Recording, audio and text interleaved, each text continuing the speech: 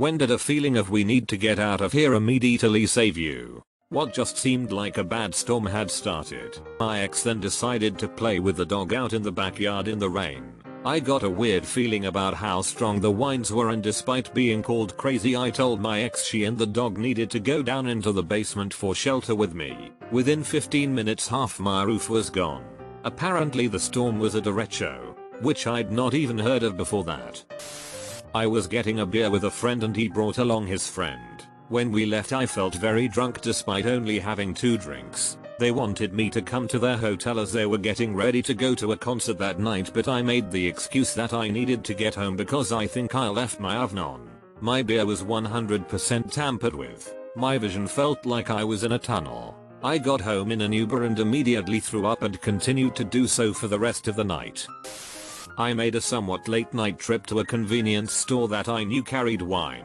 I used to work really odd hours and sometimes late at night I'd finish my work and want to have a few drinks. As I was getting back in my truck, this young girl asked if I could give her a ride a few blocks back to her home. It was probably a bad idea to judge a book by its cover, but she was pretty young and dressed decently. Didn't act too weird or anything, so I figured okay, well I'm heading back, and we get into a pretty rough part of town and she says turn left up here. Very dark street. Whatever. I stop and she says she really appreciated the ride and wanted to do something for me.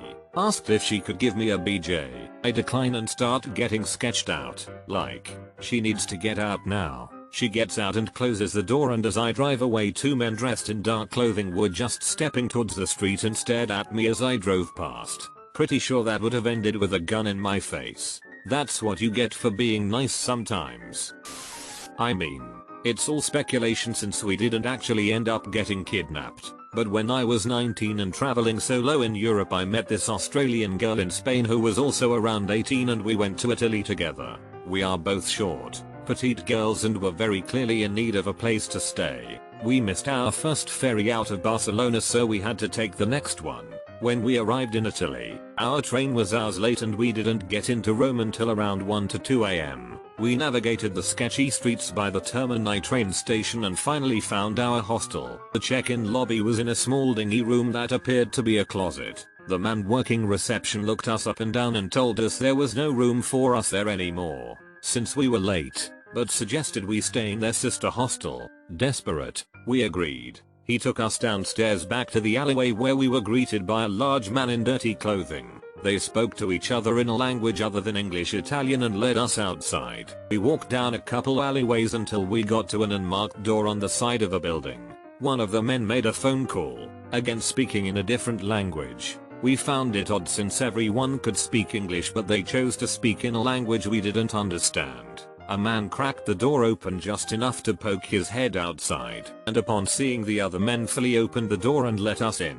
We walked down the stairs into the sunken room, which was lit by black lights. At this point it was me, my friend, and 3 large men.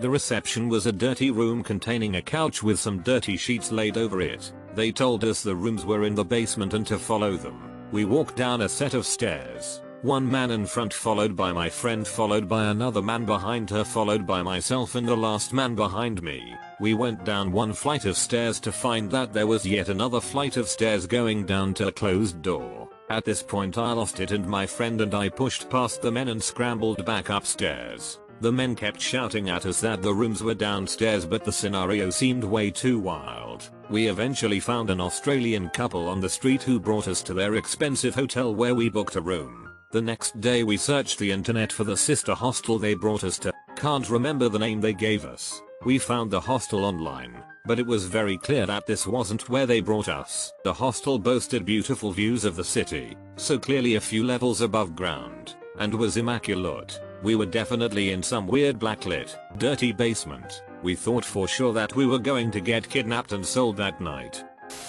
A friend and I had just seen a midnight movie. It was about 2:30 am when I pulled into a gas station to grab a yoo-hoo. I grabbed the bottle, turned around, and saw 3 men enter the store together. 1 waited by the doors, 1 stood near the register looking at chips, and the 3rd was crouched down with his back to the employee door so the cashier wouldn't see him through the square window in the door. They all look at me at once and then try to ignore me. acting like they're just casually positioned around the cashier and door. I walk up, put my yoo-hoo on the counter. The cashier turns the scanner and basically tells me with his eyes, "You do it." I ring myself up, drop money on the counter, and walk as normally as I could past the man by the door and out to my car at what seemed like the furthest pump from the store. I sit down, throw my yoo-hoo at my buddy, and hit the emergency button in my car that calls 911. I connect with dispatch and report a possible robbery. A mile or two later I see a cop car flying down the street in the direction we just came. I called non-emergency the next day to ask what happened, and they said the men fled after I left and the cashier told the police he knew he was about to get robbed too, and to thank me for calling the police. That felt good. What didn't feel good was my buddy, in all his nervousness about what was unfolding as he was listening to me recount everything to dispatch. Thought I just gave him a random yoo-hoo and chugged that thing down like a starving infant with a bottle.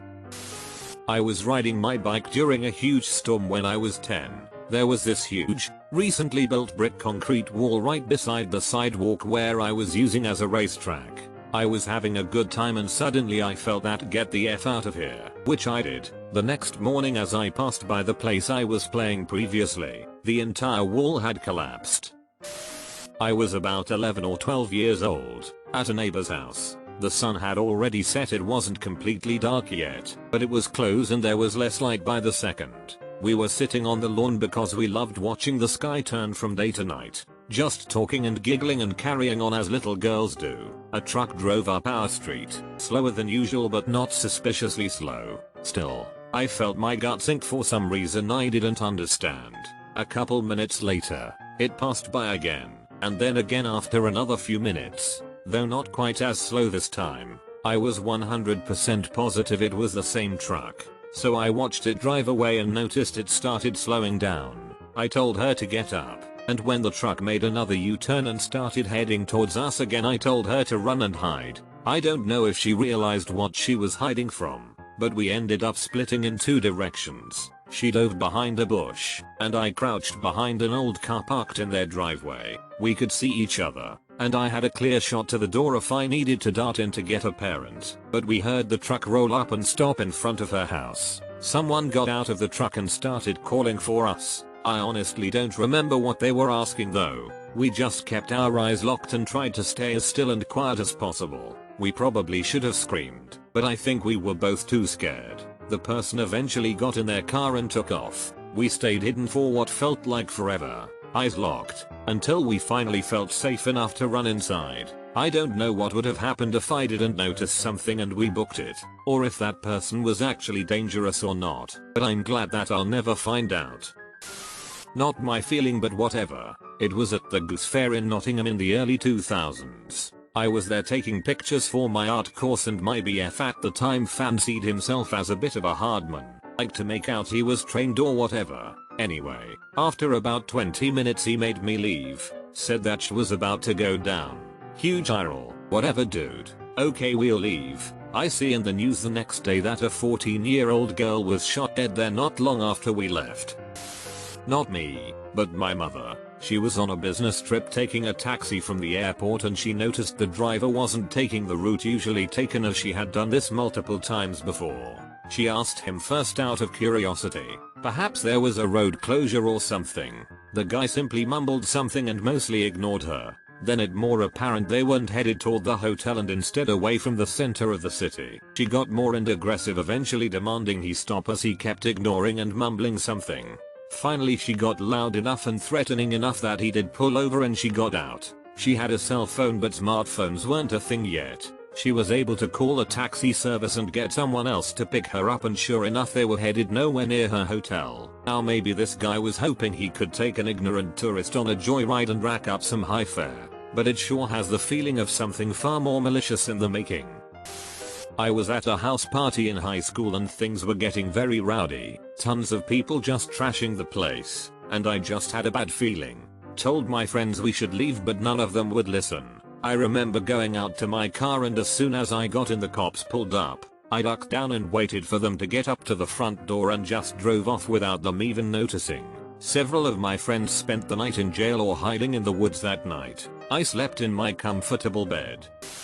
We were hiking and geocaching up in northern Michigan, where it's pretty rednecky in spots. We were at a designated trail with a small parking lot off on some weird side road, but we decided to check it out anyway. About 5 minutes into the trail we noticed a game camera, but there was no ID on it. Game cameras on public land need to have ID info, and we thought that was really strange. We kept walking a bit, but I just didn't feel right about the camera or walking on this trail, so we turned around and went back to the truck instead of walking the last mile of the trail. When we got back to the truck, this beater pulls up with a couple in it. The guy was just a regular redneck, but the girl in his passenger seat 100% had the nods and was struggling to keep her head up. He looked surprised when we walked out of the trail and they sat in the lot for a second and then left. Pretty sure they weren't looking to go for a hike. My guess is that was their camera and they get the notifications when people are on the trail so they can break into their cars. It happened to us on a family trip in Kentucky years ago, so maybe I'm just a little suspicious. But we decided no more backwoods hidden nature trails for us. A couple years ago, I was walking home from the bar at 1 AM. I'm a young woman in her 20s, so this was instantly stupid, but I wanted to save money avoiding an Uber, and was also drunk so I wasn't thinking straight. I'm walking down a main but dark street, and then a pickup truck driving by slows down next to me. Two men look at me and the passenger asks, "Hey, do you need a ride somewhere?" I lie and say no thanks because I'm expecting one in a moment. They said alright and drove off. I watched them drive down the street and then, a ways down, I saw their brake lights light up. There was no stop sign or stoplight, so I just assumed the worst and thought, I've got to get out of here. I ran into a tiny parking lot to my right and hid behind an outdoor vending machine. Moments later, the two men pulled into the lot and circled it, clearly looking for me. When they couldn't find me, they drove away. I waited a few moments until I decided to call an Uber. Up in the woods, about 2 AM, having a very large bonfire in midwinter. There were probably 7 or 8 feet of snow where it wasn't packed and my friend and I were the only two sober.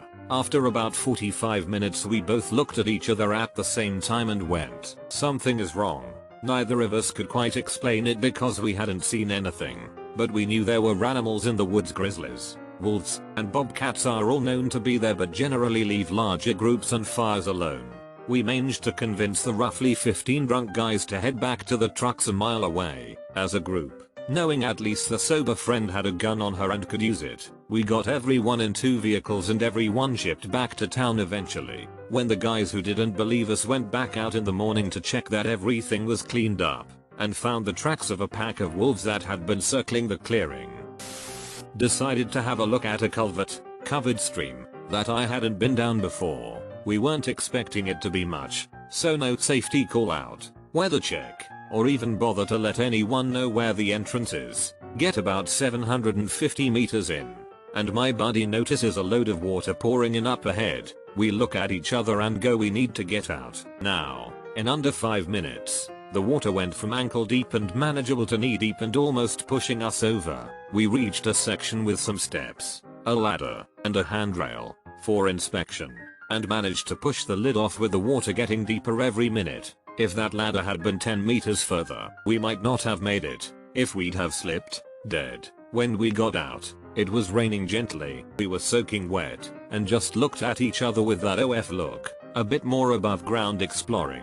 And we worked out that the culvert went under a local canal. If we'd have slipped, we'd have ended up in a sump under a canal, and likely never made it out. Nobody knew where we were, what was happening, or how to find us. In all likelihood, the only time they'd know where we died is when our corpses got spat out into the nearby river. A combination of stupidity and stupid good luck, I guess.